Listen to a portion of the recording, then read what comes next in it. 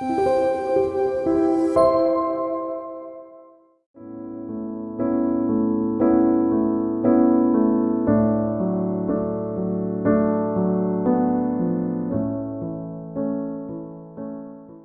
고백을 하는 게 들음으로 말씀 앞에 나가도록 하겠습니다. 하나님 나를 사랑하신다. 하나님은 내 인생에 크고 비밀한 계획 가지고 계신다. 하나님은 오늘도 나와 동행하셔서 그 계획 이루어 주신다. 아멘. 그렇게 될 줄로 믿습니다. 아멘. 성경은 하나님께서 세상을 창조하시고 그 창조한 세상 가운데 하나님의 형상으로 빚어진 사람을 두셨다, 그렇게 기록을 합니다. 하나님께서 사람을 하나님의 형상으로 비우지신 이유를 엿볼 수 있는 대목이 있다면 하나님께서 그 사람으로 하여금 창조하신 세상을 다스리라고 명령하신 대목이 아닐까 싶습니다. 하나님은 아마도 그분의 형상으로 창조된 사람을 통하여서 피조된 세계의 모든 피조물들이 하나님의 존재를 늘 인식하기를 기대하셨음에 틀림이 없어 보입니다. 문제는 하나님께서 사람 안에 분명히 넣어두신 하나님의 형상이 사람이 죄를 지으면서 함께 파괴가 되었다는 사실입니다. 그리고 이때로부터 더 이상 하나님의 피조물들은 사람 안에서 하나님의 형상을 보지 못하는 일에 도달하게 됩니다. 우리 성경에서 구원이라고 부르는 것은 근본적으로 하나님의 형상의 회복이며 신약 성경에서 구원받은 사람들 안에 이루어진 형상이라고 말하는 그리스도 형상이 바로 회복된 하나님의 형상이라고 이해하면 좋을 것 같습니다. 하나님은 예수 그리스도를 통하여서 이 땅 가운데 그분의 존재를 다시금 보여줄 성도를 얻으시고 이를 통하여서 세상이 하나님을 경험하기를, 그리고 그렇게 하나님께 돌아올 수 있기를 기대하셨음에 틀림이 없습니다. 하나님은 우리와 존재 방식이 다르시고 심지어 우리가 도달할 수 없는 영역에 계시다는 점에서 구약의 몇몇 사람을 제외하고 이 땅에는 어떤 사람도 하나님의 존재를 대면하여 알 수는 없습니다. 하나님께서 그분의 모습을 사람들에게 보여주심으로 존재를 증명하시는 분이 아니시라는 점에서 당연히 대부분의 사람들에게 있어서 하나님은 추상적인 존재일 수밖에 없습니다. 바로 이런 이유에서 이성과 경험을 중시하는 세상 사람들은 자연스럽게 무신론에 빠져드는 것입니다. 적어도 그들에게 하나님은 이성의 개념으로 설명이 되지 않는 분이시고 더더군다나 경험의 영역에서도 그들이 경험할 수 없는 분이기 때문입니다. 그럼에도 불구하고 성경은 하나님을 결코 추상적인 분이라 그렇게 말하지 않습니다. 하나님께서 추상적인 존재가 아닌 이유는 하나님께서 여전히 그분의 백성 안에서 경험되시는 분이시고 세상의 성도 안에서 살아계신 하나님을 경험할 수 있기 때문입니다. 단적으로 모세가 시내산에서 하나님과 함께 40일을 머물고 내려왔을 때 이스라엘은 모세로 인하여서 하나님의 존재를 부정할 수 없는 경험을 하게 됩니다. 모세의 얼굴에서 하나님의 광채가 나기 시작했기 때문입니다. 그런 점에서 하나님께서 그분의 역사 가운데서 어김없이 거룩한 사람을 찾으시는 이유는 이 거룩한 사람이 하나님을 경험한 사람이고 하나님을 경험한 사람이 세상으로 하여금 하나님을 경험시키는 사람이기 때문입니다.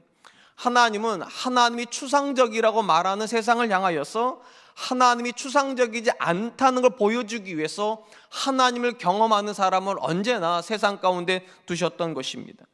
우리가 구약의 역사에서 매우 자주 발견하게 되는 사실이 있다면 믿음의 사람들 주변에 있는 사람들은 하나님의 존재를 인식하는데 별로 어려움을 갖지 않았다는 사실입니다. 아브라함의 일거수일투족을 사타시 살펴보았던 그랄 왕은 아브라함으로 인하여서 복 주시는 하나님을 인정하는 게 굉장히 쉬웠습니다. 요셉의 주인이었던 보디발은 요셉 안에서 일하시는 하나님을 인정하는 것이 어렵지 않았고 온 세계를 통치했던 이방의 왕이었던 느부갓네살은 다니엘을 보면서 그가 역사의 주인이 아니라 하나님이 역사의 주인이라는 사실을 어렵지 않게 인정하게 되었습니다. 이 땅의 많은 종교들이 자신들이 믿는 신을 설명하려고 애를 씁니다. 물론 기독교 역시 하나님이 어떤 분인가를 설명하는 성경을 가지고 있는 것이 사실입니다. 그러나 기독교가 이 땅에 있는 다른 종교들과 구분이 되는 것은 하나님을 설명만 하지 않는다는 것입니다. 하나님은 설명의 영역에 머물러 계시는 것이 아니라 사실은 경험의 영역에 계신 분이십니다. 하나님은 말씀하시고 그 말씀을 성도의 삶에서 이루심으로 하나님이 경험되게 하신다는 것입니다. 그런 점에서 기독교는 본질적으로 설명의 종교가 아니라 경험의 종교이고 기독교의 변질은 이것을 거꾸로 가는 것입니다. 경험돼야 될 하나님을 자꾸만 설명하는 것입니다. 자녀들에게 하나님은 이런 분이다 설명할 때 기독교는 더 이상 기독교가 아닌 것입니다. 그러면 기독교가 언제 기독교가 됩니까? 신앙을 머리에서 가슴으로, 가슴에서 우리 삶의 영역으로 가져올 수 있을 때, 그때 비로소 우리는 경험하게 됩니다. 하나님 살아계시는구나. 그리고 하나님을 경험한 사람을 통하여서 세상이 또한 경험합니다.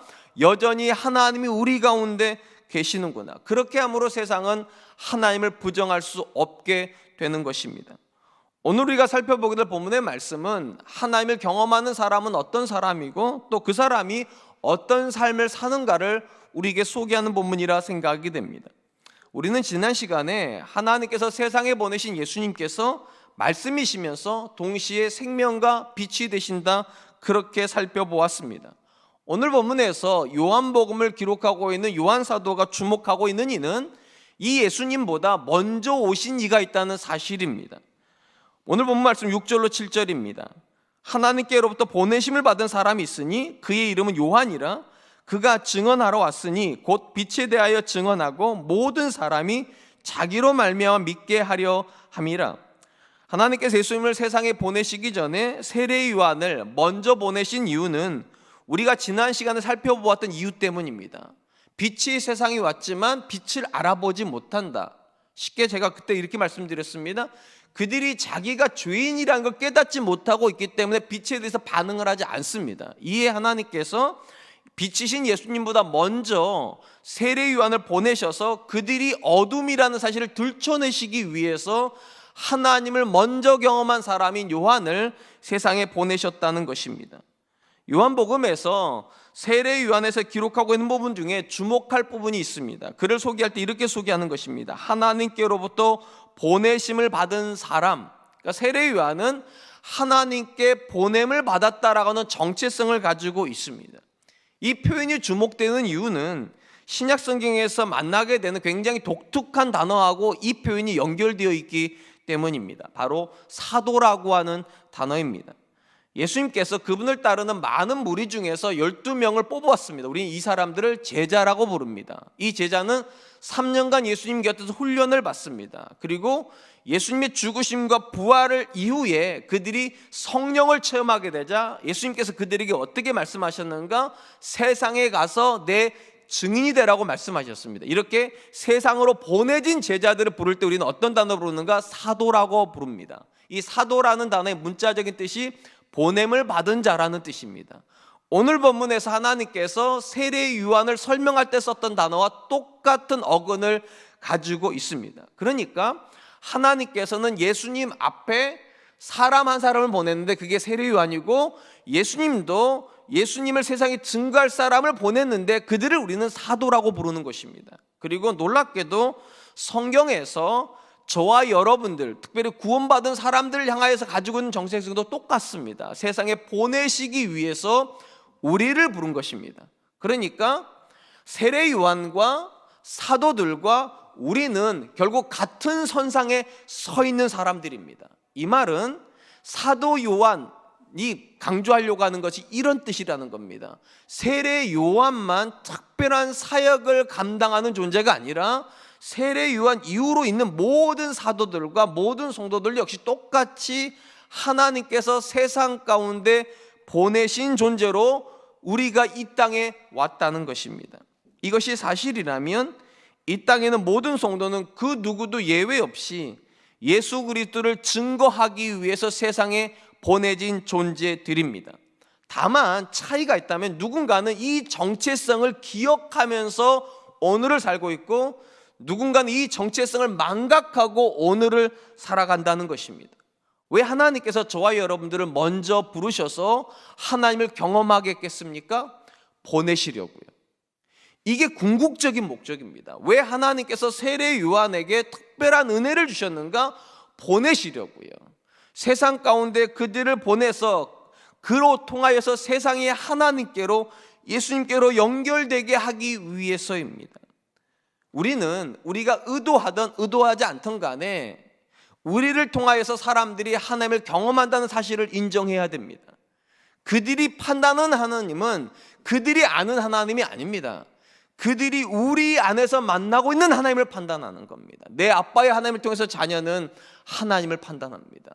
내 아내의 하나님을 통하여서 남편들은 하나님을 판단합니다. 내 남편의 하나님을 통하여서 아내들은 하나님을 판단하는 것입니다. 물론 우리 중에는요, 적지 않은 마음의 강팍함을 가지고 있는 사람들이 있습니다. 그래서 아무리 하나님을 보여주려고 해도 이 마음이 굳게 닫혀 있어서 복음이 안 들어가는 사람들이 있습니다.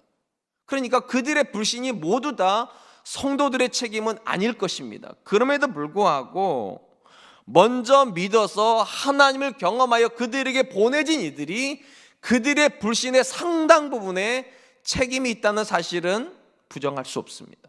그러니까 믿음은 우리만의 것은 아니라 그들을 위한 것도 되고 이것이 성도가 가져야 될 믿음의 거룩한 부담감이 되어야 될 것입니다. 제가 초대교회를 설명할 때 늘 강조하는 부분이 있습니다. 놀랍게도 초대교회는 예수님을 십자가에 못 박았던 예루살렘에서 시작이 되었다는 것입니다. 불과 50일 전에 예루살렘 사람들은 어떤 결정을 했는가? 예수님을 죽이기로 결정했습니다. 그리고 그 50일이 지난 다음에 그 예루살렘에서 초대교회가 태생이 되고 초대교회는 어떻게 부흥했는가? 예수님을 죽였던 이들이 회심하고 교회 안으로 들어오면서부터 교회는 부흥하게 되었습니다. 그럼 도대체 어떻게 이런 놀라운 일이 일어나게 되었는가? 요한 사도행전 2장에 보면 유대인들의 회심과 관련돼서 매우 중요한 표현이 하나가 나옵니다. 유대인들이 그들 가운데서 먼저 믿어 하나님과 예수님을 경험하고 있는 초대교회 성도들 보고 칭송하였더라. 그러니까 유대인들에게 있어서 그들이 예수님을 하나님의 아들이라고 믿을 수 없을 수는 있었는데 그 예수님께서 만들어 놓으신 하나님의 사람들을 보고서는 더 이상 예수님을 부정할 수가 없었다는 겁니다.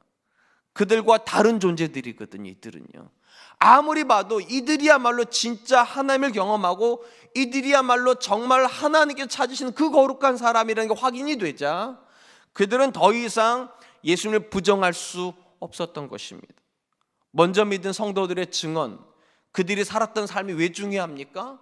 그것이 나중 믿는 사람들이 예수님을 향해서 가는 길이 되기 때문이고 그들이 알게 될 하나님에 대한 근거가 되기 때문입니다. 사랑하는 성도 여러분, 예수 그리스도의 죽음과 부활을 목도한 세대를 제외하고 그 누구도 예수님을 또 하나님을 눈으로 보고 믿는 사람은 없습니다. 다만 예수님을 증거하는 사람들의 삶과 그들의 삶의 태도를 보면서 예수님이 정말 계시는구나, 하나님이 정말로 우리를 사랑하셔서 그 아들 예수를 세상 가운데 보내셨구나, 이 사실을 경험하게 되는 것입니다. 그런 점에서 신앙은 개인적인 고백이 먼저 드려지는 것이 사실입니다. 우리가 예수 그리스도를 향해서 개인의 고백을 드림으로 우리는 믿음에 들어가게 됩니다. 그러나 절대로 개인의 고백이 드려졌다고 해서 신앙이 개인의 소유물이라고 생각하는 건 오산입니다. 왜냐? 하나님이 우리를 보내시기 위해서 믿음을 주신 거니까요. 왜 우리가 먼저 하나님을 경험하는 겁니까? 왜 우리가 먼저 예수 그리스도를 영접할 수 있었던 것입니까? 우리가 대단해서가 아닙니다. 우리를 하나님께서 그들에게 보내시기 위해서 그렇게 하신 것입니다. 오늘 본문에서 사도 요한이 먼저 주목하려고 하는 것이 바로 이 부분입니다. 세례 요한이 어떤 인물이냐? 하나님께서 세상 가운데 보내신 하나님의 사람이라는 것입니다.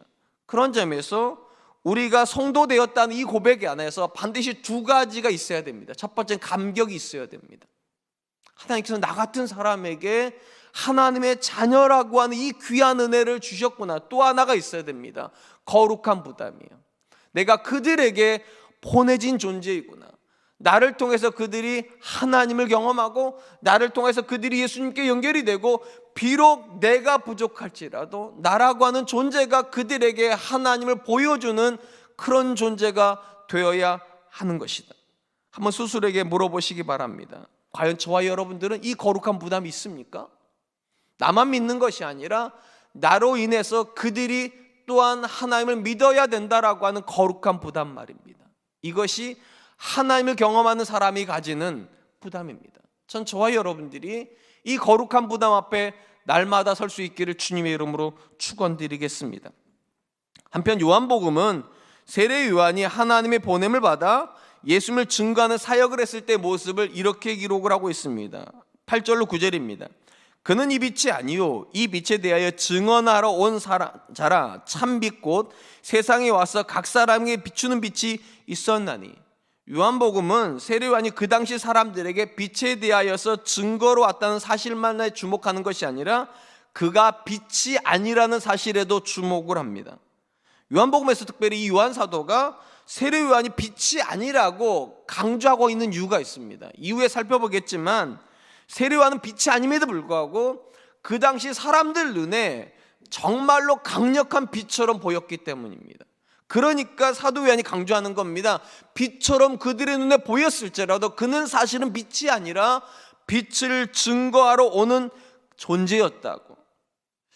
우리가 이 세례 요한에 대한 기록을 잘 알고 있습니다. 근데 여러분, 이 세례 요한이라는 우리가 생각하는 것보다 굉장히 독특한 사람입니다. 그는 굉장히 탁월한 인물이었습니다. 그리고 이 탁월한 인물이 원했던 것이 무엇인가? 자기로 말미암아 사람들이 예수님을 믿기를 원하였습니다. 그리고 그의 삶에서 가장 중요한 화두가 되었던 것이 무엇인가? 자기가 예수님을 하나님의 아들이라고 증거하는 것으로 끝나는 것이 아니라 그는 그 예수님을 진짜 빛되게 하기 위해서 가장 빛에 가까운 삶을 살았습니다.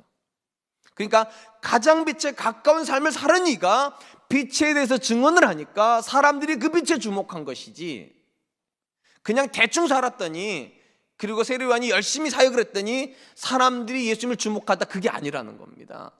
가장 빛에 가까이 있어서 빛같이 살았던 존재가 결국은 빛인 예수님을 증거하게 되었다. 누가복음에 보면 이런 세례 요한의 역사에 등장하면서 기록된 본문이 하나가 있습니다. 누가복음 1장 80절입니다. 아이가 자라며 심령이 강하여지며 이스라엘에게 나타나는 날까지 빈들에 있으니라. 성경이 말하는 세례 요한의 탄생과 그의 집안 배경은 우리가 생각하는 것보다 훨씬 탁월합니다. 그의 아버지는 제사장이었고 어머니 역시 아론의 자손에서 매우 거룩한 집에 태어난 그런 아내였습니다. 심지어 이 세례 요한의 탄생의 이야기는 굉장히 드라마틱합니다. 세례 요한의 어머니였던 엘리사벳은 본래 잉태하지 못하는 여인이었고 그의 아버지 역시 자녀 없이 늙어가고 있는 그런 집안이었습니다. 그런데 어느 날 천사가 아버지 사가랴에게 나타나서 너의 집에서 태어날 아이가 그리스도의 길을 준비하게 될 거라는 이 예언이 있은 이후에 노년의 아이를 하나를 얻게 됐는데 그가 세례 요한입니다. 당연히 당시 사람들 눈에 이 세례 요한은 굉장히 특별할 수밖에 없어요. 집안 자체도 특별한데 태어난 스토리가 굉장히 드라마틱합니다. 도무지 낳을 수 없는 아이를 낳은 겁니다. 그런데 그거보다 더 놀라운 것은 이렇게 특별한 주목을 받고 태어난 세례 요한이 사역으로 나오기 이전까지 어디 있었느냐? 빈들에 있었답니다. 뭐 하러 거기 있는 겁니까? 사역을 준비하러 거기 있었던 것입니다. 그는 세속을 뒤로 하고 하나님의 사람으로, 하나님을 더 경험하고 더 거룩한 사람으로 빚어지기 위해 빈들에 있다가 하나님의 부르심을 받아 다시 세상 속으로 들어온 인물입니다. 당연히 당시 사람들 눈에 이 세례 요한이 빛으로 보였던 거죠. 집안 배경도 탁월합니다. 출생 스토리도 굉장히 독특합니다. 더더군다나 그가 준비된 모든 과정들이 사람들 보기에 그는 빛으로 여겨지는 그런 인물입니다. 사실 우리가 복음서 안에서 세례 요한의 초기 사역과 예수님의 초기 사역을 비교해서 보면 안타깝게도 예수님이 빛으로 보이는 것이 아니라 세례 요한이 빛으로 보입니다. 우리가 잘 아는 것처럼 예수님은 어떤 집안 배경을 가지고 있습니까? 그렇게 존경의 대상이 되지 않는 목수의 집안 출신입니다. 심지어 그가 자랐던 도시가 어느 도시입니까? 나사렛입니다. 성경에서 이 나사렛을 뭐라고 말합니까? 선지자가 나올 수 없는 동네, 그러니까 가장 천박한 동네고 가장 낮은 사람들이 사는 동네에서 예수님이 자라셨습니다. 더더군다나 예수님께서 공생애로 들어오기 이전 30년 동안 빈들에 계셨느냐? 아닙니다. 목수의 일을 하셨습니다. 일상을 사셨다는 거예요. 아무리 봐도 유대인들의 관점에서 누가 더 빛처럼 보이는가? 예수님이 아니라 세례요한이 더 빛처럼 보이는 겁니다. 그래서 사람들이 세례요한이 메시아가 아닐까 하여 그를 추종했던 겁니다. 근데 놀랍게도 세례요한이 뭐라고 말하는가? 나는 빛이 아니요 빛에 대하여 증거로운 존재들이다. 여러분, 제가 방금 전에 이렇게 말씀드렸어요. 예수님이 그 당시 유대인들의 관점에서 빛으로 여겨지기가 굉장히 어려운 배경을 가지고 계십니다. 그럼에도 불구하고 어떻게 예수님께서 유대인들의 이 오해 또는 유대인들의 편견을 깨트리고 초기 사역을 완벽하게 수행할 수 있었는가? 이유는 딱 하나입니다. 가장 빛에 가까이 있었던 세례요한이 예수님을 향하여서 빛이라고 말해 주었기 때문입니다. 여기 굉장히 중요한 포인트가 있습니다. 기독교를 정말로 기독교 되게끔 만들어주는 존재는 어떤 존재들인가? 성공한 사람이 아닙니다. 가장 빛에 가까이 있는 사람입니다. 저런 사람이 믿는 예수님이라면, 저런 사람이 다니는 교회라면, 저런 사람이 믿는 하나님이라면 나도 믿고 싶다. 그게 세례요한과 같은 존재입니다. 예수님은 사실은 그들의 눈에 비천한 집안 출신이고 비천한 직업을 가지고 있고 훈련되지 않는 듯한 모습을 가지고 있었는데, 가장 탁월한 집안에 태어나서 가장 잘 준비가 되었으며 가장 드라마틱한 스토리를 가지고 있는 세례요한이 저분이다 말해 주었기 때문에 예수님의 초기 사역은 아무런 어려움이 없었던 것입니다. 우리는 구약 성경에서 하나님께서 이스라엘을 그분의 백성으로 부르시고 그들에게 주셨던 가장 대표적인 명령이 거룩하라라고 하는 명령이라는 사실을 알게 됩니다. 예수님, 하나님께서 왜 이스라엘 향하여서 거룩에 대한 명령을 주셨습니까? 하나님이 거룩하신 분이시니까. 그러니까 가장 거룩에 가까운 존재여야지만 거룩하신 하나님을 세상에 보여줄 수 있다는 겁니다. 이건 절대로 열심의 문제만이 아닙니다. 근본적으로 우리의 지향성의 문제입니다. 우리가 하나님을 지향하고 있고 하나님 가까이 가서 하나님처럼 거룩해 주려고 할 때 그 거룩한 존재가 믿는 하나님이라야 이방의 사람들이 믿을 수 있는 하나님이 되는 것입니다. 우리가 잘 아는 것처럼 이 거룩의 문자적인 뜻은 분리되었다는 뜻입니다. 그러니까 여기로부터 분리되어 이쪽에 있어야 이게 거룩이에요. 그래서 하나님께서 구약의 이스라엘에게 계속 강조하는 것이 무엇인가? 이방인들과 같은 밥상에 앉지 말아라. 이방인들과 같은 곳에 정착하지 말아라. 이방인들이 섬기는 신을 똑같이 섬기지 말아라. 너희는 그들과 구별되어야 된다. 분리가 기본입니다. 그리고 이 분리 안에 어떤 고백이 함께 들어가야 되는가? 그들의 존경을 받아야 됩니다. 그들이 볼 때 저들은 우리랑 다르다. 가정생활도 다르고 자녀를 양육하는 모습도 다르고 삶의 목적도 우리랑 완전히 다르다. 그리고 그 모습이 굉장히 존경할 만하다. 이래야지만 이방인들이 이스라엘 역사로 들어오는 것입니다. 그래서 이스라엘에게 명령하신 거룩은 결코 쉬운 명령은 아닙니다. 그들이 하나님을 지향하고 있을 때 그들이 거룩은 아니지만 거룩하신 분이 하나님을 보여줄 수 있고, 그렇게 거룩하신 하나님을 보여줄 수 있는 이스라엘이라야 결국 하나님의 백성인 것이기 때문입니다. 그리고 이런 정체성을 하나님께서 다리를 놓는 개념으로서 제사장 나라라고 하는 단어로 쓰셨다고 제가 자주 말씀드렸습니다. 이 땅에는 어떤 사람도 자신들과 동일한 삶을 사는 존재들이 믿는 하나님에게는 관심이 없습니다. 그도 그럴 것이, 예수 믿는 나나 예수 믿지 않는 너나 똑같이 산다면 예수 믿을 이유가 없지 않습니까? 예수 믿는 우리 아빠나 예수 믿지 않는 내 친구의 아빠나 똑같이 자녀한테 된다면 우리 자녀들이 예수 믿어야 될 이유 없지 않겠습니까? 예수 믿는 남편이나 예수 믿지 않는 남편이나 아내를 대하는 태도가 똑같다면 아내들이 예수 믿어야 될 이유가 없지 않겠습니까? 왜 예수 믿어야 됩니까? 거룩의 고백 때문입니다. 내 남편이 믿는 하나님은 정말 살아있다. 어떻게 알 수 있나? 내 남편이 다르지 않냐고? 예수 믿는 우리 가정이 믿지 않는 가정이랑 다르다고 어떻게 알 수 있나? 우리 가정이 다르지 않냐고?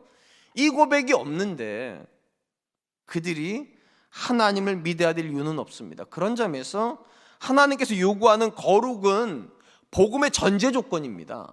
복음이 그들에게 들어가기 위해서 그들이 먼저 확인하는 것은 무엇인가? 저 사람이 나랑 다른가? 이걸 확인한다는 겁니다.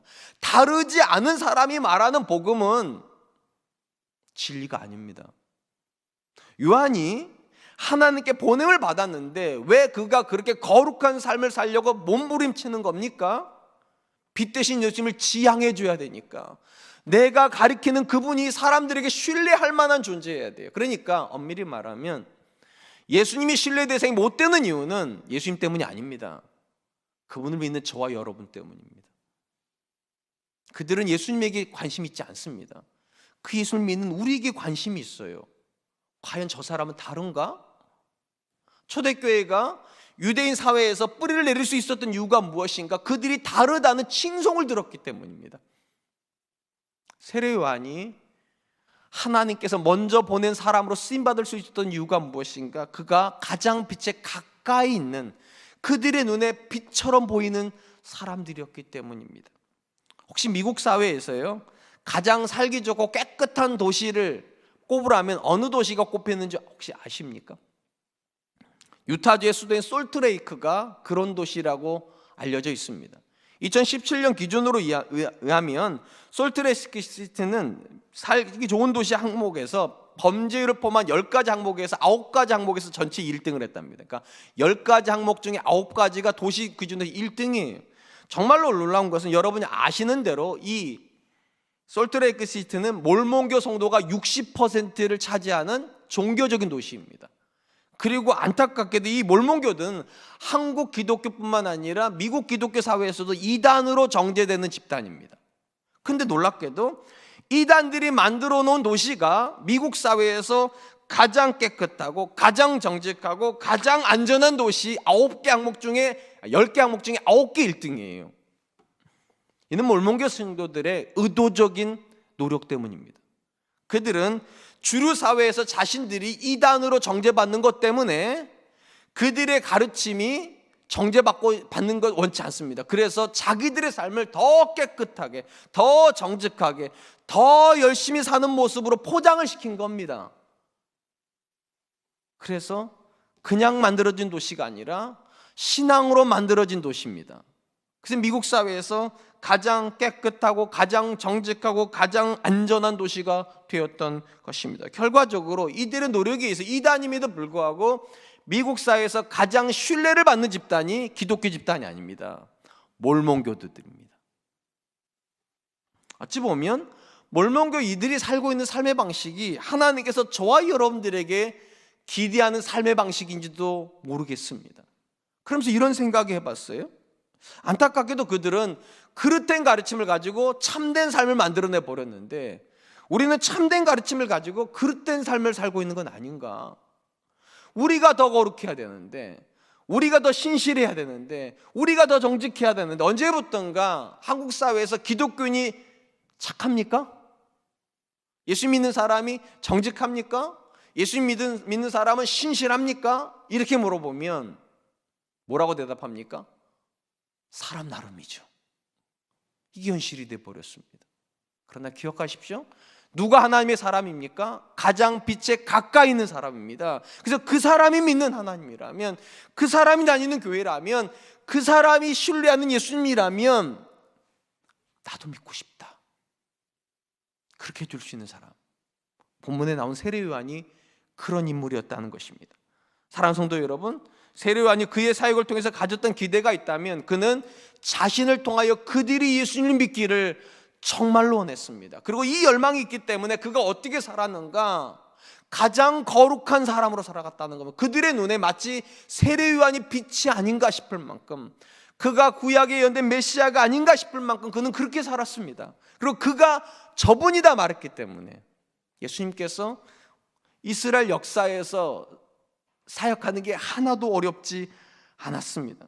그런 점에서 한 사람이 회심하는 데 있어서 하나님의 은혜가 절대적이지만 그 못지않게 주목받아야 될 인물이 있습니다. 이 은혜를 전달하는 통로로 쓰임받는 하나님을 경험하는 사람들이요.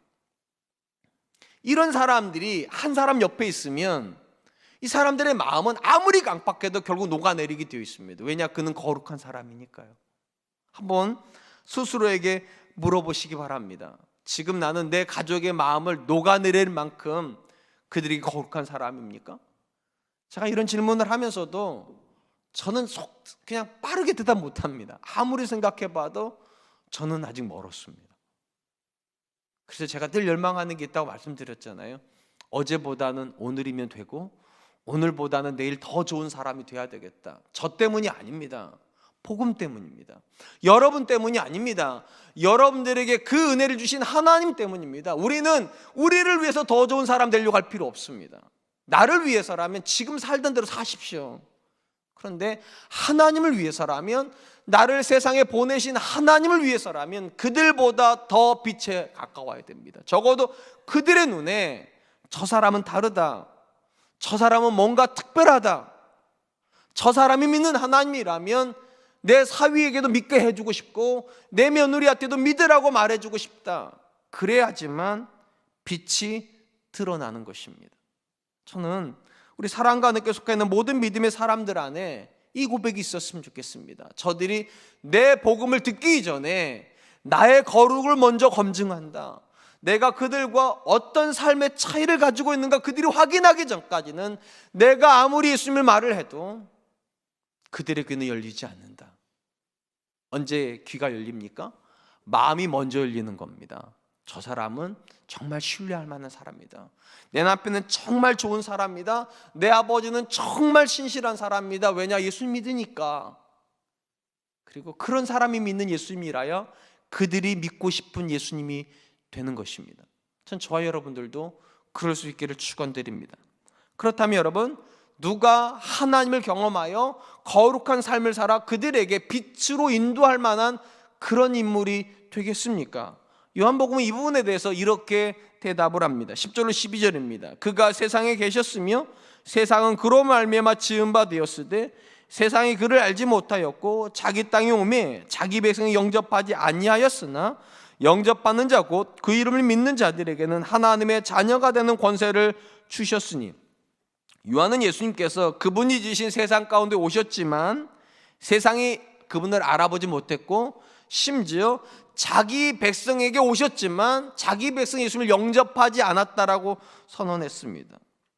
이는 누군가가 예수님을 믿어서 하나님을 경험하고 세상 가운데 예수님을 증거하는 사람이 되는 게 절대 자연스럽지 않다는 사실을 보여줍니다. 한번 생각해 보세요. 태어날 때부터 난지 8일 만에 할례를 받고 늘 성경을 외우는 유대인들조차도 예수님 믿는데 실패했습니다. 심지어 예수님의 공생의 3년의 기간을 눈으로 보았던 그 당시 살았던 유대인들도 예수님을 믿기를 거부했는데, 유대인으로 태어난 적도 없고 말씀을 어려서부터 늘 배운 적도 없으며 심지어 예수님을 눈으로 본 적도 없는 누군가가 예수님을 믿는다? 이건 자연스럽지 않습니다. 사실은 기적이죠. 그들이 안 됐는데 우리가 된다는 게 이거 기적 아닙니까?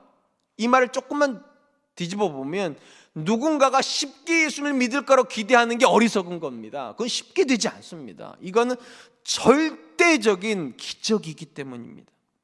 언젠가 대학에서 강의를 하시는 분이 책을 한 권을 쓰셨다고 인터뷰를 하는 내용을 보았습니다. 이분이 인터뷰하는 내용 중에 이런 내용이 나왔습니다. 성경에 나오는 모든 기적은 허구다.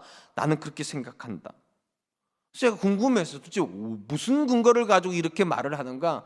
그분의 대답은 이것입니다. 출애굽기에 나오는 기록만 놓고 보아도 이스라엘이 출애굽을 받은 다음에 홍해를 건넜고 만나와 메추라기를 먹었으며 구름기둥과 불기둥 인도를 받았는데 이게 진짜 사실이라면 그들의 불신은 상식적이지 않다는 거예요.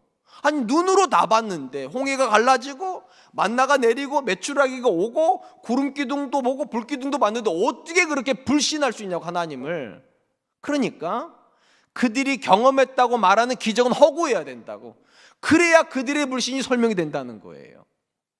논리적으로는 굉장히 합리적인 것 같습니다. 근데 저는 그 말을 읽는 순간 이런 생각이 들었어요. 나는 절대로 동의할 수 없다. 왜 동의를 못하는가? 인간이라고 하는 존재에 대해서요, 조금만 깊게 생각해 보면 이 사람의 말은 사실일 수가 없어요. 다른 데 가지 않고 저에 대한 이야기를 좀 하려고 합니다. 저보다 저를 더 잘 아는 사람은 없겠죠. 제가 아는 저는 어떤 건가? 제가 설명할 때, 저를 설명할 때 사도 바울 고백으로 자주 설명합니다. 나의 나 된 것은 하나님의 은혜로 된 것이다. 저는 제가 생각할 때 제가 아는 범위 내에서 저보다 더 은혜를 받은 사람은 없습니다. 가장 밑바닥에서부터 가장 높은 지점까지 올라온 것 같아요. 그리고 아무도 저에 대해서 기대 안 했어요, 제가 자라는 동안에. 근데 어느 날 보니까 제가 굉장히, 이렇게 말 죄송해요, 대단한 사람이 돼 있어요. 제가 분명히 제 기준이라고 말씀드렸어요. 여러분의 기준이 아니에요. 그러니까 제가 생각할 때 저는 상상도 할 수 없는 기적을 경험한 겁니다. 불과 30년 전에 하나님이 저한테 30년 뒤에는 네가 이렇게 될 거야, 네가 이런 집에 살게 될 거야, 네가 이렇게 될 거야 말했으면 저는 그거 설마 그렇게 되게, 이런 지점에 제가 지금 서 있습니다. 엄청난 은혜를 경험한 거죠. 근데 놀랍게도요, 이 엄청난 은혜를 경험한 제 안에 아직도 죄가 있다는 사실을 아십니까? 상식적으로 이 모든 것이 엄청난 은혜라면 죄는 없어야 되는 거 아닙니까?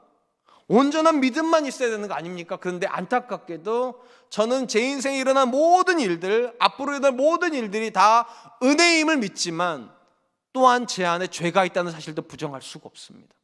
그래서 저는 이스라엘의 홍해를 건너고 불기둥을 보고 구름기둥을 경험하고 만나와 메추라기를 먹어도 그들은 불신하는 게 저는 상식적이라 생각합니다. 왜냐, 사람은 믿기 위해서 태어나지 않았습니다. 사실은요, 죄인으로 태어났기 때문에 할 수만 있으면 철저하게 안 믿으려고 합니다.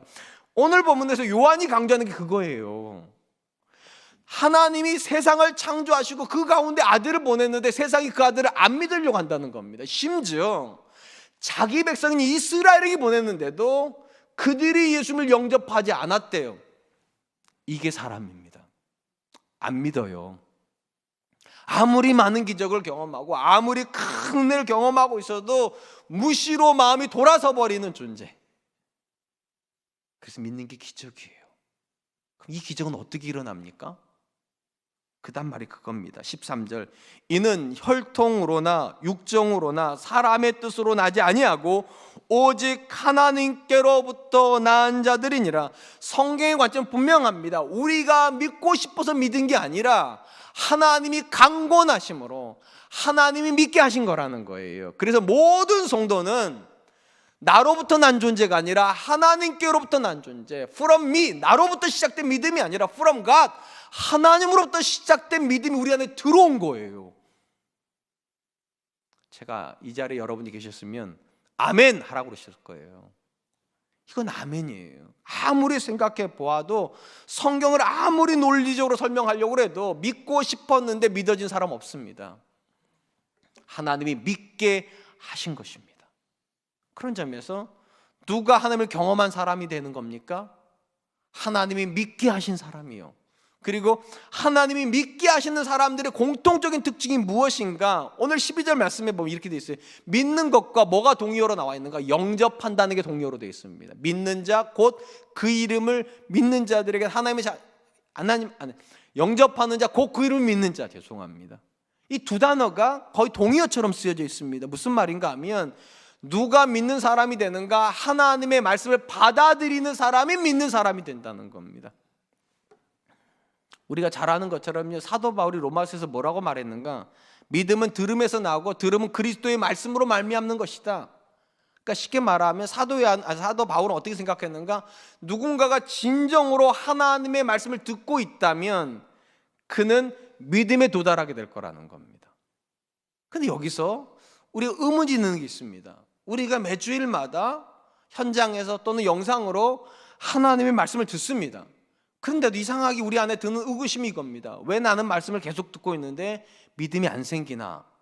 분명히 바울의 말처럼이라면 믿음은 들음에서 난다고 그랬는데 내가 듣고 있는데 분명히 예수님의 말씀이라고 듣고 있는데 왜 믿음이 안 생기나? 이 부분에 대해서 예수님께서 아주 중요한 말씀을 하셨습니다. 무릇 들을 귀 있는 자는 들을지어다. 우리가 생각할 때 예수님 말씀하신 들을 귀라는 것은 자연적인 귀를 말하는 건 아닐 겁니다. 왜냐하면 모든 사람 다 들을 수 있으니까. 근데 그들을 향해서 들을 귀 있는 자가 듣는다는 말은 이런 거예요. 육신으로 듣는 귀가 아니라는 겁니다. 하나님이 열어주셔야 되는 귀가 있다. 하나님이 열어주셔야 되는 귀. 은혜라는 표현이 저는 그런 거라 생각합니다. 하나님이 열어주시는 겁니다. 똑같은 말을 듣는데 누군가의 말은 머리로 올라가 버립니다. 그냥요. 누군가의 말은 가슴으로 내려옵니다. 그리고 그게 믿어져요. 그리고 믿어지면 그게 받아들여져요. 받아들여지면 그게 체험이 돼요. 그래서 나의 하나님 되어버려요. 그건 절대적인 은혜입니다. 의지의 문제가 아닙니다. 노력의 문제가 아닙니다. 은혜의 문제입니다. 하나님 앞에 우리가 왜 기도해야 됩니까? 열어주셔야 되니까. 귀를 열어주셔야 되고 마음을 열어주셔야 되고 내 삶을 열어주셔야지만 내가 하나님을 경험하게 되는 것입니다. 그래서 말하는 거, 이는 하나님께로 나는 것이라고. 이 사실을 인정하신다면 매달리십시오. 열어달라고. 하나님, 오늘도 내 눈을 열어서 주의 법의 기염을 보게 해주시고, 오늘도 내 귀를 열어주셔서 듣는 말씀이 깨달아지게 해주시고, 오늘도 내 마음을 열어서 그 마음을 마음에 받아들일 수 있도록.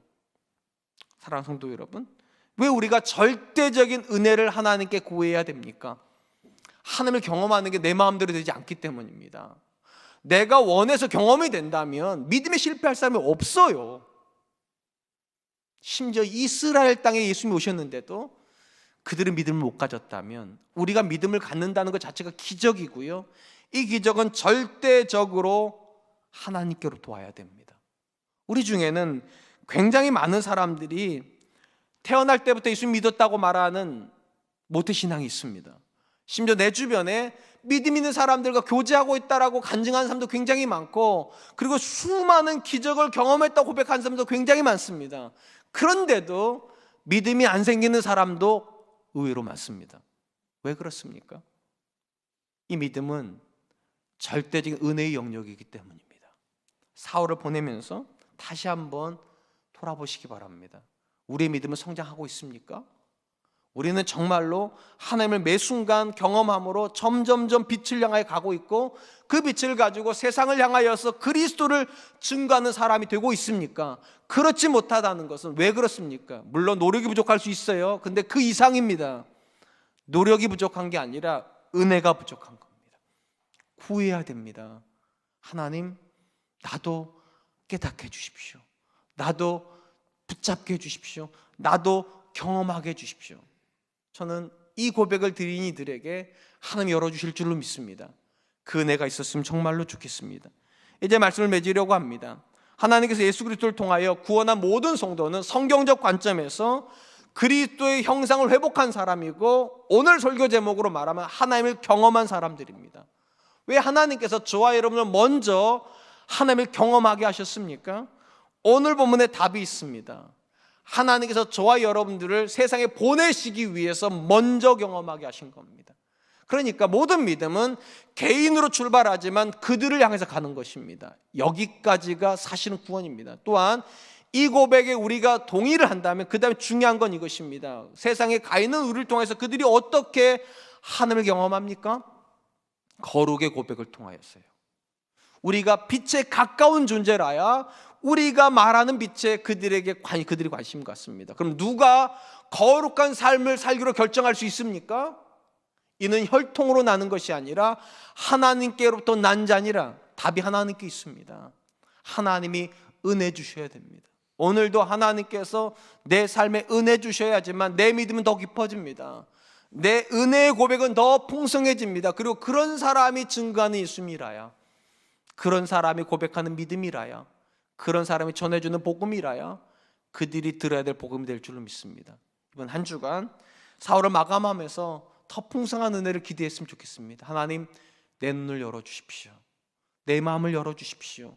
내 삶을 열어주셔서 하나님을 더 경험하게 해주십시오. 이 기도가 더 간절해지는 한 주간 되시기를 주님의 이름으로 축원드리겠습니다. 이 시간 말씀을 기억하면서 세 가지를 놓고 기도했으면 좋겠습니다. 하나님, 내가 하나님부터 와서 세상에 보내진 사람이란 사실을 잊지 말게 해주시고, 내 믿음으로 멈추지 말고 그들을 섬기는 믿음으로 나갈 수 있도록 도와주시고, 이를 위하여서 하나님, 그들보다 더 거룩한 삶을 살기를 날마다 열망할 수 있도록 도와주시고, 이것이 제 노력의 문제만이 아니라 은혜의 영역이 있사오니 하나님을 더 간절히 구하는 사람 되게 해주십시오. 더 큰 은혜 주시기를 위해서 구하는 믿음의 사람 되게 해주십시오. 우리 같이 한 번만 기도하겠습니다. 하나님 많으신 하나님,